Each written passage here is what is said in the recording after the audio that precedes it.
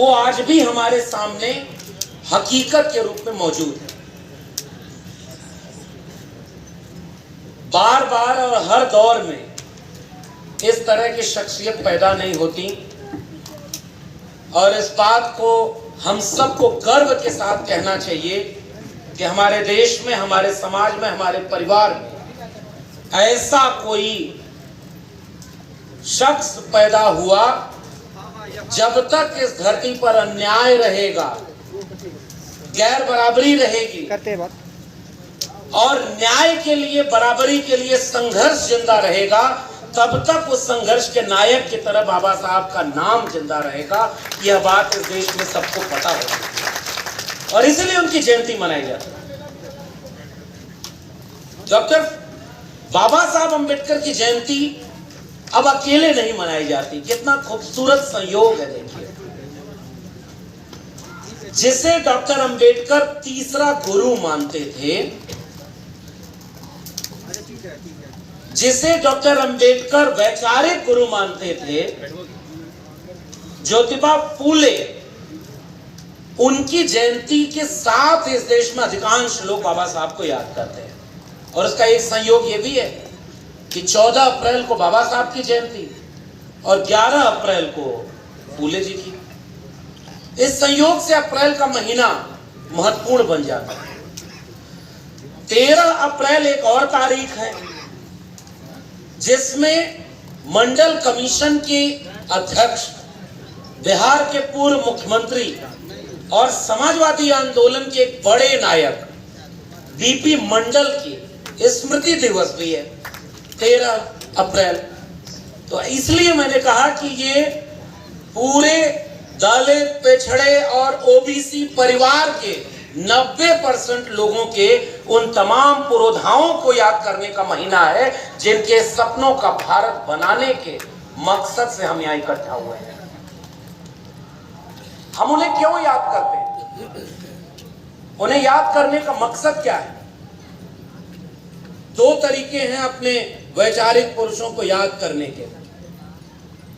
पहला तरीका यह है कि इस देश के लोगों को बताया जाए कि कौन थे डॉक्टर अंबेडकर, कौन थे फूले, कौन थे मंडल और उन्होंने अपने जीवन में क्या किया।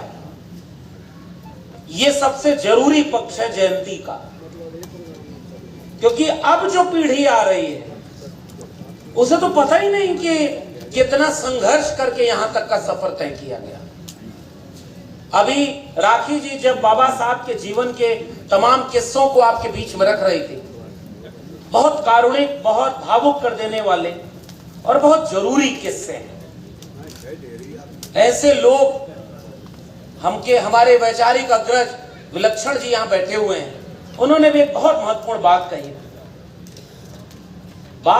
ये इतनी महत्वपूर्ण बात है जो उन्होंने कही। रिटायर होने के बाद अभी डॉक्टर साहब से हम बात कर रहे थे और डॉक्टर साहब ने यहां वो बात कही भी कि हम तो अब रिटायर हो गए, लेकिन हमें ये बात महसूस होती थी कि अब तो कम से कम समाज का कर्जा चुकाना हमारी जिम्मेदारी है, क्योंकि इस समाज से हमने फायदा लिया। अब इस समाज को कुछ देने के लिए भी हमें इस तरह के आयोजन करने चाहिए। तो सुरेश जी और सतीश जी, इन लोगों ने ये किया।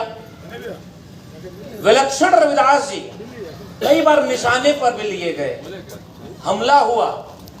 किस बात के लिए और क्यों हुआ? क्योंकि वो सही बात कहते थे, सच कहते थे। और उन्होंने आज एक बात कही, कितना अच्छा होता कि गांव-गांव में राखी जी जैसा वक्तव्य भी दे रही थी, हम अपने देश की आधी आबादी को इतना सशक्त कर पाए कि पूरे आत्मविश्वास के साथ, इतिहास की जानकारी के साथ, किताबों को पढ़ करके अपने विचार को ऐसे गांव-गांव फैलाने वाले लोग पैदा हो जाए। और यही बात विलक्षण जी ने कही भी, हमें अभी ऐसे बहुत सारे लोगों की जरूरत है जिनसे हमारी वैचारिक लड़ाई है। वो संगठन ये काम कर रहा है, वो शाखा लगाता है, वो प्रचारक भेजता है। बहुजन समाज में इस तरह का कोई काम हो रहा हो तो बताइए। एक जमाने में कैडर ट्रेनिंग प्रोग्राम चलते थे। एक जमाने में शाखाएं क्लोज कैंप लगते थे। अब लग रहे हैं क्या बिहार के लोगों? आप बताओ। ये विक्रमशिला विश्वविद्यालय का एक हिस्सा जुड़ता है, ज्ञान का केंद्र। नालंदा और विक्रमशिला, तथागत बुद्ध की सरजमी बिहार, बाबू जगदेव प्रसाद की शहादत से समानता के न्याय की लड़ाई को सींचा गया हो वो जमीन बिहार।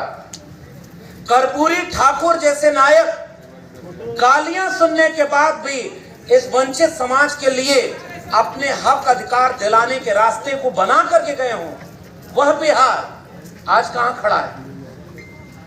बाबा साहब डॉक्टर अंबेडकर ने अपने जीवन में जो संघर्ष किया, उस संघर्ष के बाद संविधान लागू हुआ। 75 साल बाद इस देश के संविधान की हालत क्या है? मूल्यांकन इस बात का भी होना चाहिए। डॉक्टर अंबेडकर, महात्मा फूले अपने जीवन में इतना कुछ करके गए कि मैंने पहले ही कह दिया कि जब तक न्याय की लड़ाइयां जिंदा रहेंगी, ये नायक उनको रास्ता दिखाने के लिए रोशनी की तरह जगमगाएंगे। जब तक अन्याय के खिलाफ न्याय की लड़ाई रहेगी। लेकिन हम आज क्या कर रहे हैं? हमारे सामने संकट क्या है?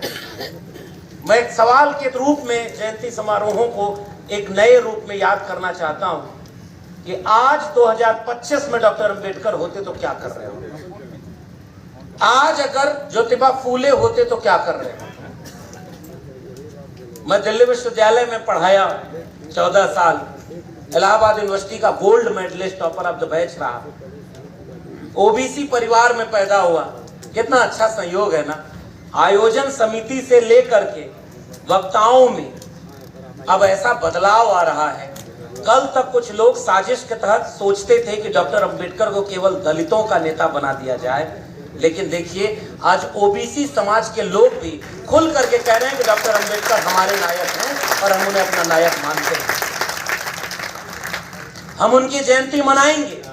हम इस देश को बताएंगे कि केवल दलितों के लिए रास्ते नहीं खोले डॉक्टर अंबेडकर ने। इस देश के पिछड़ों को रास्ता दिखाने का काम भी बाबा साहब ने किया। इस देश के महिलाओं को, हर एक महिला के ऊपर कर्ज है बाबा साहब का। अब बिहार कैसे जागरूक होता है, बिहार कैसे जागरूक रहता है। हम मंच पर बैठे थे और एक शख्स ये यादव शक्ति पत्रिका ले आए। इसके नाम से कंफ्यूज मत होइएगा कि केवल यादव निकालते हैं या यादवों के लिए निकालते हैं। यादव महासभाओं में ये पत्रिकाएं शायद न मिले आपको, लेकिन ये एक वैचारिक पत्रिका, इसका अपना एक इतिहास है। इसके संपादकीय पर ही इतना सटीक सवाल पूछा गया है कि जब बाबा साहब की अगुवाई में जो संविधान लागू हुआ, मैं तारीख इसमें नहीं लिखी है, तारीख मैं बोल देता हूं। 26 नवंबर 1949 को इस देश का संविधान अंगीकृत, अधिनियमित और आत्मार्पित हुआ। 29 नवंबर 1949 को दिल्ली में संविधान के खिलाफ रैली की गई थी। कौन थे वो रैली करने वाले लोग? और रैली करने वाले लोग गांधी और नेहरू के साथ जिसका विरोध कर रहे थे, उनका नाम था बाबा साहब डॉक्टर अंबेडकर। विरोध कर रहे थे कि ये गड़बड़ संविधान बन गया। इस संविधान में तो मनुस्मृति से कुछ लिया ही नहीं गया। ऑर्गेनाइजर उनका एक पत्र है, उसमें आर्टिकल लिखते हैं कि ये भारत का संविधान तो है नहीं, ये विदेशी है। 1960 से 63 के बीच इस देश में कई सेमिनार आयोजित करते हैं कि इस देश के संविधान को ठीक नहीं है, बदलना है। 1990 तक आते आते बाकायदे वो कार्यक्रम बड़े बड़े दिल्ली में आयोजन कर रहे थे कि देश में नया संविधान लागू करना, ये संविधान गड़बड़ है। उसके बाद आरएसएस प्रमुख उस समय थे रज्जू भैया, उन्होंने बयान दिया कि हाँ ये बात तो सही है कि इस संविधान में भारत का क्या है, इसमें तो मनुस्मृति से कुछ लिया ही नहीं गया। 2000 में जब एनडीए की सरकार थी, कॉन्स्टिट्यूशन रिव्यू कमेटी बना दी गई थी, रिव्यू करो। और 2024 तक आते आते इस देश में नारा लगाया गया था, अब की बार 400 पार, क्योंकि देश का संविधान बदलना है। बताइए सही कह रहा हूं कि नहीं? डॉक्टर अंबेडकर अपने जीवन की सारी लड़ाइयां लड़ते चले गए, परिवार कुर्बान हुआ, बच्चे कुर्बान हुए, संघर्ष किया, न डरे न झुके न बिके, रास्ता बनाकर चले गए और एक कथन कह करके गए कि बड़ी मुश्किल से कारवां यहां तक लाया हूं, इसे आगे पहुंचाना और आगे न ले जा पाओ तो इसे वहीं छोड़ देना, पीछे मत जाने देना। मैंने पिछले 75 साल का संविधान का इतिहास बताया आपको।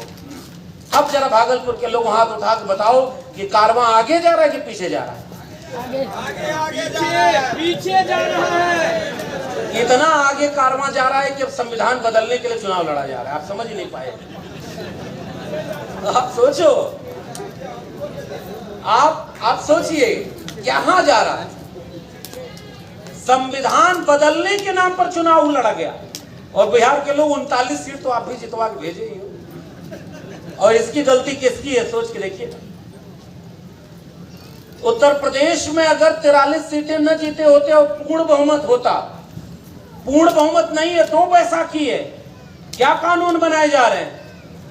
बौद्ध गया यहाँ कितनी दूर है? यहाँ से तथागत बुद्ध को पहले गुरु मानते थे महात्मा फूले, और महात्मा शब्द बाबा साहब ने भी कहा है। मैं इसको जोड़ दूं राकेश जी को। एक बार गांधी जी से मिल करके डॉक्टर अंबेडकर आगे बढ़े तो उन्होंने बड़ा गजब का कोटेशन लिखा कि इस देश में जाने कितने महात्मा आए और धूल उड़ाते चले गए, असली महात्मा कोई है तो वो ज्योतिबा फूले ही। अब आत्मा नहीं माने, ये बात बिल्कुल ठीक उन्होंने कहा, नहीं मानते, लेकिन उसका पर्याय क्या है? और खुद गांधी ने भी ये बात कोट की कि हमें तो एक व्यक्ति ने कहा। महात्मा फूले को महात्मा किसने कहा आपको पता है? महात्मा फूले का निधन कब हुआ था, किस सन में हुआ था? नहीं पता है। जय भीम बोलने वाला काम आसान होता है, जोर से बोलो जय भीम। इतिहास कौन पढ़ेगा? 1890 कुछ लोग पढ़े हैं। 1888 में महाराष्ट्र में एक बड़ा सम्मेलन आयोजित हुआ था और जनता ने ज्योतिबा फूले को अपना महानायक और महात्मा कहा था। गोरेगांव में जनता ने कहा था वो और गांधी जी को तो एक व्यक्ति ने कहा था, ज्योतिबा फूले को तो जनता ने कहा था। जैसे ये हिस्टोरिकल फैक्ट है, महात्मा फूले को याद कर रहे हैं हम। ज्योतिबा फूले किस चीज की लड़ाई लड़ रहे थे? शिक्षा की। और शिक्षा पर पहले वो पूरी बात कह दी गई है। आप भी अगर यहां से लौटिएगा, आयोजन करने का मतलब केवल ये थोड़ा है कि हमें तो बुलाया, हम अच्छा अच्छा भाषण दे लेंगे, सम्मान मिलता है, कितना अच्छा लगता है, आप भी आए हैं, सुनते हैं, लेकिन इसके बाद क्या होता है? यहां से लौटने के बाद क्या होगा? आप तो कन्विंस लोग हैं। इस तरह के कार्यक्रमों की समस्या क्या है पता है? जो समझदार हैं उन्हीं को एक दूसरा समझदार समझा रहा है। आप सब समझदार हैं, आप सब जागरूक हैं। अगर जागरूक और समझदार नहीं तो यहां नहीं होते। अब आप ही को हम कितना समझाएं कि डॉक्टर अंबेडकर ने ये किया, महात्मा फूले ने ये किया, उन्होंने ये किया। अरे आपको पता है अधिकांश बातें, हम नई बात नहीं जोड़ पाएंगे। और नई बात पढ़नी है, निकलते समय जितना थैली में पैसा ले आए होंगे, किताब उतने की खरीद करके ले जाइए, गांव गांव बांटिए, तब हमको लगेगा कि हाँ आप वैचारिक चीज को आगे बढ़ाना चाहते हैं। उस किताब में सारी कहानी लिखी है और डॉक्टर अंबेडकर पर हजारों किताबें लिखी हैं। ज्योतिबा फूले की गुलामगिरी गेट पर मैं आया तो वहीं एक शख्स लेकर के कह रहा था इसके साथ फोटो खिंचवानी। आप पढ़िए ना गुलामगिरी में क्या लिखा है। उसके लिए हम भाषण में क्यों समय खर्च करें? लेकिन हम किताब नहीं खरीदते। सुनना आसान होता है। क्या ये अब जिम्मेदारी आप निभाएंगे कि ये किताबें और इतना पैसा तो पढ़ लिख करके जिन्होंने फायदा, डॉक्टर साहब ने जब ये वाक्य बोला ना कि हमने समाज से फायदा लिया, अब मैं पेबैक टू सोसाइटी करना चाहता हूं और हम इसलिए टीम बनाकर ये काम कर रहे हैं, तो पेबैक टू सोसाइटी तो आप भी करें, हम भी करें। विचारों की किताबों को खरीद करके खुद भी पढ़ें और छोटी छोटी जगहों पर बैठकर पढ़ें, उस पर चर्चा करें, और जो नहीं पढ़ा है उसको किताब गिफ्ट में किया करें। किसी जन्मदिन में जाएं, किसी के शादी में जाएं, किसी को भेंट करने घर पे जाएं, तो उसको महापुरुषों की जीवनी और अपने लोगों की किताबों को गिफ्ट करिए। वैचारिक कारवां कुछ ऐसे भी बढ़ाइए ना। हम जिम्मेदारी कितने निभाएंगे? तो किताबें जितनी आती हैं वो बचनी नहीं चाहिए, लेकिन अधिकांश जगहों पर लोग किताब अब नहीं खरीदते न पढ़ते हैं। इसलिए मैं कह रहा हूं ये हिस्टोरिकल फैक्ट जो इतिहास का है, इसका नुकसान ये हो रहा है कि नई पीढ़ी आपके इतिहास से कट गई है। नई पीढ़ी अब नहीं जानती। यहाँ के लोगों का औसत उम्र निकाल लीजिए, 50 साल